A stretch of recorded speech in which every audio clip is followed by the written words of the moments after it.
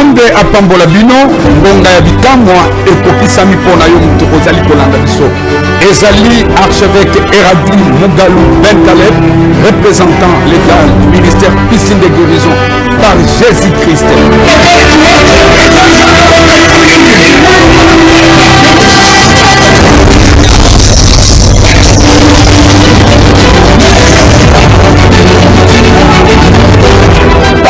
Esika okolanda émission oyo ezali moment ya bokangolami na yo.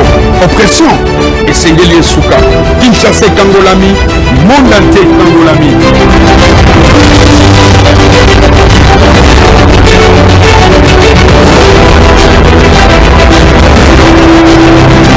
Nzambe apambola bino nyonso balandi ya émission guérison et miracle oyo ezali kolengelama na mosali na bino apôtre Eradi Ben Caleb na Digital Congo.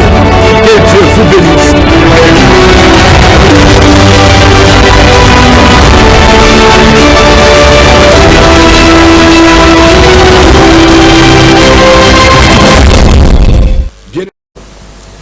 Nzambe apambola bino nyonso balandi ya émission na biso guérison et miracle oyo epesamaka na kati na moment kitoko neti oyo bien-aimé zala connecté pe on invité bato misusu bami connecté na kati na message na biso ya lelo kanga miso na yo to bondela na yo elongo yawe nzambe na makoki nyonso mokeli na lola mpe likolo tolobi merci mpona moment kitoko oyo pesi biso na kati na pokwa to na tongo bisika nyonso bakolanda émission tosenge te présence ya molimo mosantu ekita na moment oyo ekangola bakangami ebikisa babeli esauve ba ame oyo ezali tourmente na kati na pasi tika esengo na kati na motema oyo ezali kolela yawe fongola lola na yo po bato nyonso mpe bazali kosenga bareponse ekome na bango na kombo na Yesu Kristo kolo mpe mobikisi tolobi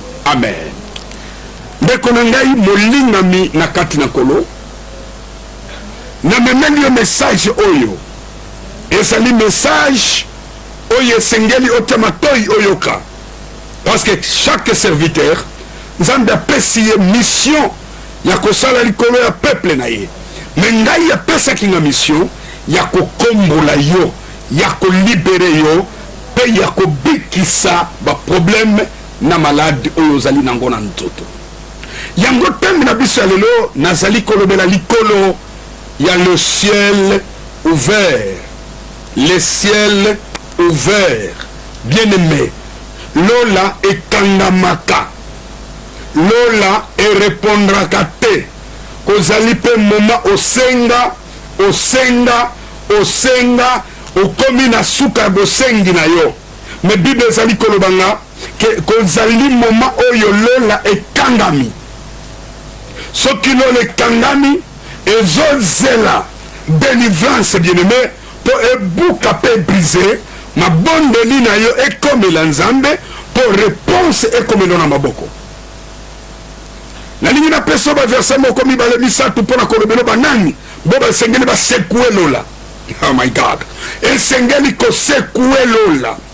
Bible ezali kolobelanga na kati na mokanda na Genèse 28 ezali histoire ya Jacob oyo ye oyeba depuis tala yango bien-aimé na ye komemela yo solution ya makambo oyo eumela bambula na bambula yango message ya Jean-Baptiste ezali ko préparer chemin yango ba prophétisa ikolo na yo baloba bene likolo na yo basolola pe oyeba Bible nyonso tina suka soki totali na kati ya balivre baekri oza nango oyebi mateya nyonso mais problème na yo etikala komi décanté te parce que kozali bisika oza limité yango nazali kolobela na kati na moma oyo na kati na mokanda na Genèse 28 11e verset bibelobi il arriva dans un lieu où il passa la nuit car le soleil était couché. Il prit une pierre dont il fut enchevé. Il se couchant dans ce lieu-là, 12e verset, il a eu un songe. Et voici, une échelle était appuyée sur la terre, et son sommet touchait le ciel. Et voici l'ange de Dieu montait et descendait sur cette échelle. 13. Et voici l'Éternel se tenant au-dessus d'elle. Et il dit, je suis l'Éternel, le Dieu d'Abraham, ton père, le Dieu d'Isaac. Et la terre sur laquelle tu es accouché, je la donnerai à toi et à ta postérité. Je la donnerai à toi et à ta postérité. Bien-aimé, promesse Nzambe et l'Obama. Les colonnes moto nyonso oyo azali libota ya Abraham, apesa meli mabele pour dominer. Apesa meli mabele. Nzambe alobeli nano Abraham lola te. Alobeli ye mabele oyo vandi. Mabele ya Kinshasa oyo vandi. Mabele ya Congo oyo vandi. Epesa meli yo. Au moment na kata mabele, kozali ba or, kozali ba diamant, kozali ba cuivre, kozali ba minere nyonso. Au pièce de toke na musika, okokutana moto azali nde na kata mabele. Parce que azali retire na poussière. Mais nzambe alobi na pesi yo yango. Parce que soki okolona, il faut obuka. Soki okoluka, il faut ozwa. Mais chose contraire. Oyo tozali kotanga otala bien-aimé pour expliquer de ça bien. Jacob apesani atali lole fungwami na kata kobotama na ye atikala koyeba teke lole fungwamaka. Je pousse la bien-aimé Seigneur Luka délivrance pour secouer lola. Lole pese au passage ange na yo oyo depuis au bonde la ba réponse yaka et comme il y en a nous secouer lola pour ange na yo comme sa réponse nous na maboko na yo. Bible ezali kotanga totanga na kata Deutéronome 28. Bible ezali kolobela biso tema toyo yo ka bien-aimé. Na kata Deutéronome 28 23 verset Bible elobi nini? Le ciel sur ta tête sera d'airain et la terre sur toi sera de fer.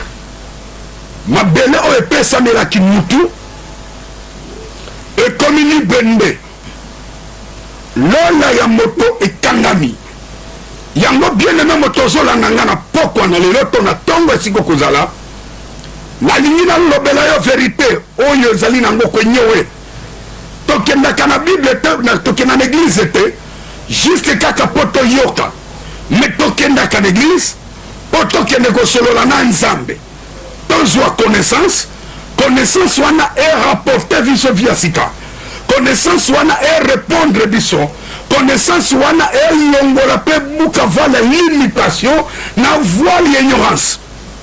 Maintenant soki ozokota na kati église ozobima na kati ya baproblème oza nango elingi koloba bademon oyo ezali na kati na yo oyo ekanga lipata na yo oyo esala mabele e répondre yo te epesa yo baposo oza nango te etangami na kati na yo ozali kokota na kobima nango kozali baministère kozali baeglise oyo enketaka bademo te enketaka problème te enketaka maladi te enketaka problème oza nango te situation oza nango okoti nango l'église pe obimi nango l'église bomeseni nango eza lipo na yo te meme bato ya kala na ntango ya yesu akota na kati na synagogue kozali bato bamesana na baproblème basacrificateur na bascribe bamesanaka nango bayebi moto aza boite moto oyo aza courbe lola ya guérison eboya kofungama mpo na ye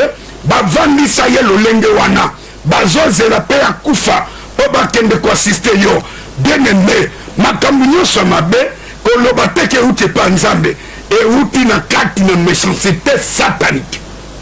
Maintenant baarrete lola wana bien-aimé zwa connaissance malamu okocomprendre ke na kati na mokanda na Efese 6 12e verset Bible ezali koloba kozali baprincipauté kozali badomination kozali mpe baprince de l'air milimo mabe na kati ya lipata me nazoloba lipata na yo ezali lipata na nga te moto na moto aza na portion ya lipata na ye parce que connaissance na nga ezali connaissance na yo te komona na nga ezali komona na yo te bien aimé na ye kokangola yo yango ozomona badelivrance wana elakisa ke bakangami baza na droit ya kokangolama.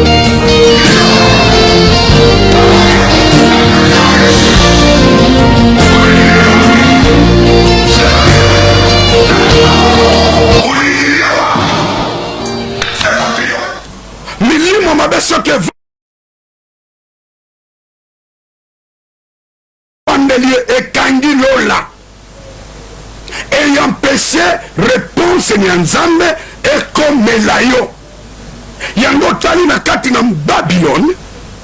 Daniel le prophète assemblé pendant 21 jours a gêné, mais Bible ezali koloba na kati ya Daniel 12 Bible ezali koloba nini elobi Daniel mokola liboso sengaka oh my God, mokola liboso sengaka nzambe arépondaka yo déjà, mais nazalaka arrêté na roi ya Perse. Yango réponse comme la kyote nani oyo arrêtaki prière na yo nini oyo stopé réponse na yo tilelo. My God, oyo boya malade wana bika na nzoto na yo, oyo boya esengwe kota na ndako na yo, oyo ezali koboya obika mabele oyo nzambe apesaki Jacob ezalaki nanu lola te, alobi volonté nanga esalema likolo penase kende bokangola bakangami botika bango libre eloko liboso. Tozali komona ba témoignage ya basi ba oyo mapata kobota na bango ekangama. L'homme de Dieu aye chasser ténèbres à l'obéliango, stérilité, libérer les patak au bota maman oyo, ba maman 25, ba maman 25, Kinshasa landamala. 21 baboti, bango ba image na zomona, na kolinga ko komentete, tala lolenge ba stérile, bazali kobota, basida pike, bazali kobika, bato na ko kangolama, ko kangama bazo ko kangolama, gloire ezongela Yesu.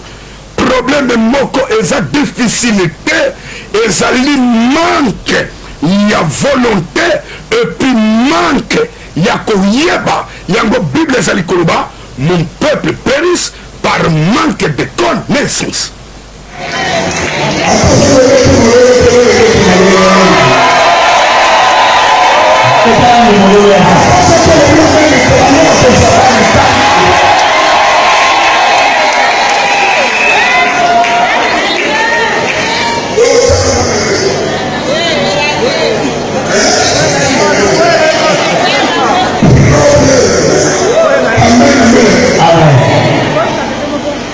C'est la connexion. La technologie de la télévision.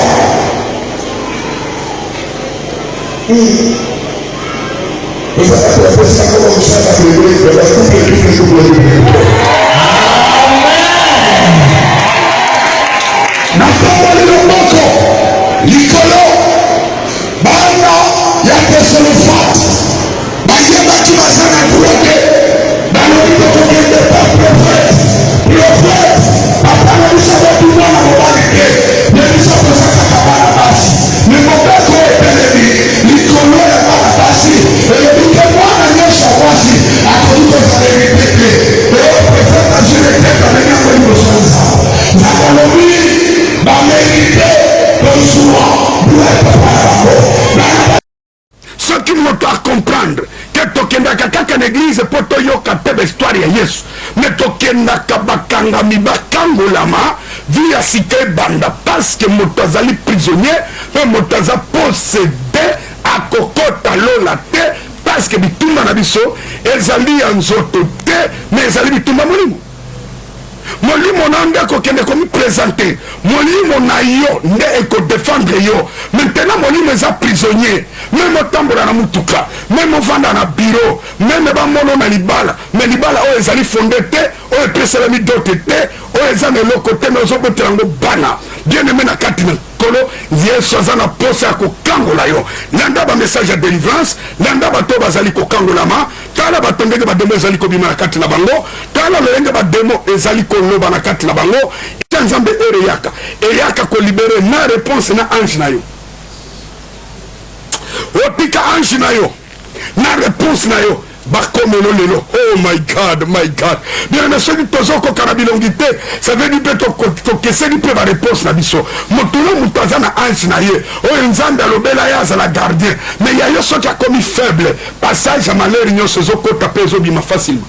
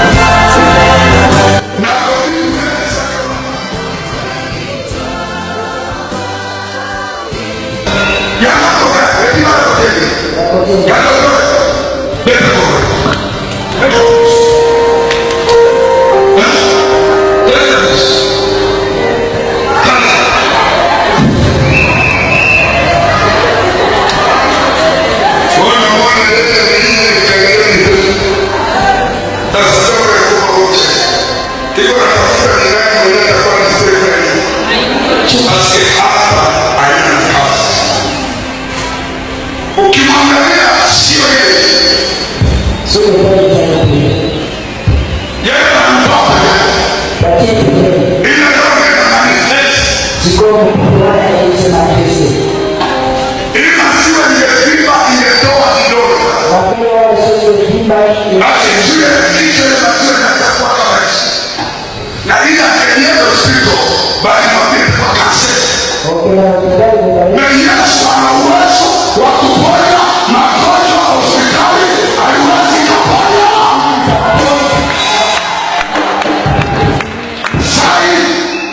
huyu mama ni mtoto wa Abrahamu, anamerita kurudi huyu, anamerita kufunguliwa, anamerita kuwa huru, asiakiza ndani yake.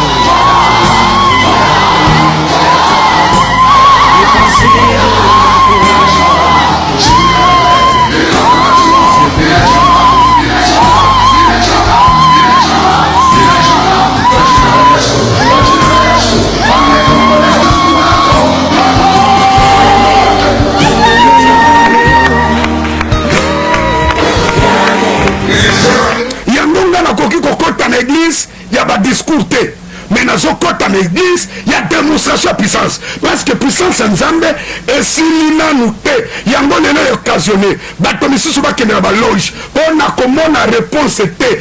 Et permettre Bandoki, Nabata Soloka, Babanda Kocholanzam, Landa bien même, Ada era yaki ko comprendre, Kazali Motakala, Alataka Matiti, mais Zamba le bite Matiti, et Kokaukana pourquoi, Matiti, et ko continue noter, Batobatiele Matiti, Likana bango e kautakana pokwa otelela bakoko no matiti ya banganga matiti ya bafetisher oyo ezo protection na musala e kokaukalobi me erinzamba latisio poso mbula enoka te moyebeta ebeta te turbio ezala te oza sous contrôle ya Saint-Esprit ya elamba na nzambe nazo déclarer likolo na yo elamba ya humiliation ya matiti ya bafamille na yo elongwa likolo na yo Yesu alatisa yo elamba ya sika eza elamba ya gloire eza elamba ya élévation eza elamba ya guérison eza elamba ya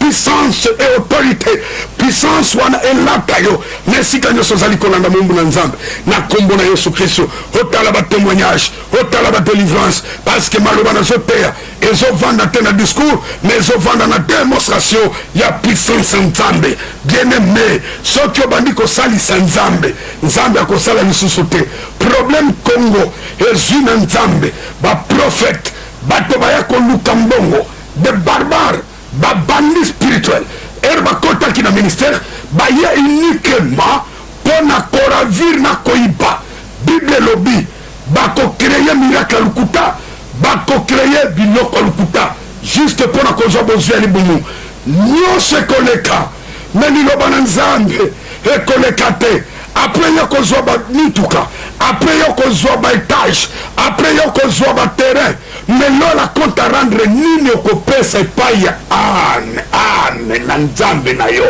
ane ekozala yango moko ekozala na noko te ekozala na mwasi te ekozala na yaya te ekozala na famille te ekozala yo moko noko euti epa nzambe na ye. So pour cela moto aza na kati ya délivrance aza na posa te ya négociation aza na posa te ya réconciliation na satana mais aza na posa ya koextermine pouvoir na ye atikala libre. C'est pour cela Jésus Christ anégociaki na bademo te atuni kaka likambo nini na ye alelibere nazo déclare likolo na yo likambo nini yo maladi na nzoto wana alelibere ye oyerezoloba mentelema bika na kombo na Yesu Christ nyonso ezodépendre na foi esika ozali ezali parole nekelaki mokili c'est la parole oyo ezodélivre yo oyo ezorendre yo lisusu na kati ya foi parce que bato ebele bo baluki balembi eloko ya liboso satana améprisaka esengeli alakisa yo ke nzambe si abandone yo nzambe akoki kosala esu te nzambe aza sune le côté oh pe mutatelemi alobi nasi na tambole pa basali nzambe nasi na lembi bien aimé otambola ke pa basali nzambe est-ce que sokutana na Caleb okutana apôtre Caleb te wana otambolaki mais okutanaki nanu na été parce que koza 5 ministères koza ba pasteur koza libe évangéliste koza ba docteur koza ba prophète na ba apôtre mais ngana zolobela yo na kati ya ba ministère wana nani moto apesamaki pouvoir ya kokangana ya kofongola bible elobi ke epesamaki na Pierre azali clé mais molenge nini nzambe azwaki ide ya kopesa Pierre clé parce que ayebaki koza moment lola ekangamaka ezosenga prophète afongola mpe akanga nazodeklare likolo na yo nakangoli guérison nakangoli bikamwa na yo nakangoli esengo mpe nakangi kindoki ya libota na yo nakangi malade ezonyokola yo nakangi badifficulté ezonyokola yo nakangi ténèbre likolo na vi na yo ezoloba meme teke esalema na nkombo na yesu kristo bien aimé bible ezali koloba nani moto amérité apasola lola otali na mokanda na Esaïe 64 premier verset bible elobi oh si tu déchires le ciel et si tu descends my God les montagnes s'embralent oh my God ça va s'embraler devant toi s'il déchire le ciel bien aimé lola bapasolaka yango par force my God nazo déclaré na kati na pokwa na lino nazo déclaré na milieu ozozwa mission oyo lola efungwama lola epasuka biloko na ye komela yo résolution ezali na solution epai Christ epai Christ lola epasukaka fungola lola pour obtenir ba bénédiction pourquoi nzambe asengi lola efungwama po moto ayamba bénédiction eloko ya liboso nzambe asepeli volonté lola ezala na se satana asepeli vi na ye ezala mabe po otielela nzambe problème nabali te kosambela nini nasambela te nazobota te nzambe nini oyo vraiment parce que Satan il est en train de te torturer pour yo obanda komilama mpe na koma nzambe na ye kolobela yo ta ya komilama mpe esili parce que lamentation ezobakisela yo pasi ni rebele esi koza luka mosala ya nzambe adresse na biso tozali bien aimé na Willery avenue Modésar à côté ya dépôt ya Ofida au côté 5e parcelle le numéro 89 93 yo moto ozali kolananga 89 83 ozolandanga oza na réseau ya komilama te na ye kotangisa yo koyeba komisalela na kufundisha kujua kujipigania ndugu mpendwa mahali unanifata wacha mbingu yako ifunguke wacha mbingu yako ifunguke leo sio kesho na ikamilishe kile Mungu alikuahidia na nyango na zolo boko kufa te sa omona oyo nzambe alakaki yo lele fu